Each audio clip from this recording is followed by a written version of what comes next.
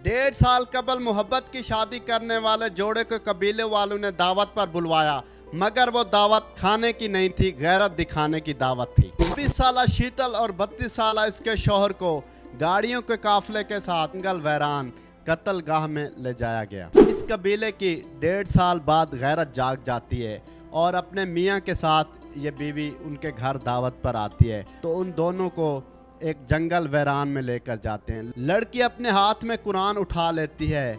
वो ये समझती है कि 2 जहानों के बादशाह की लाज रख लेंगे, लेकिन वो इतने जालिम थे, इतने सफाक हो गए थे, उन्होंने गैरत के नाम पर अपनी बहन बेटी को नाम बख्शा। तकरीबन 25 से 30 लोग थे जिनके हाथ में बंदूकें थीं, पिस्टल थे।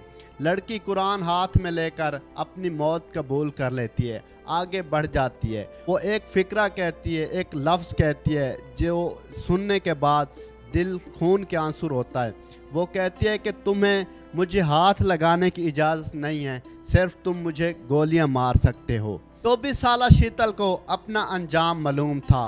वो आगे बढ़ती जाती है, उसके पाँव नहीं कांपते, उसके लबों पर चीखो पुकार नहीं होती, उसका दामन नहीं लड़खड़ाता और पीछे से गोली नहीं मारते।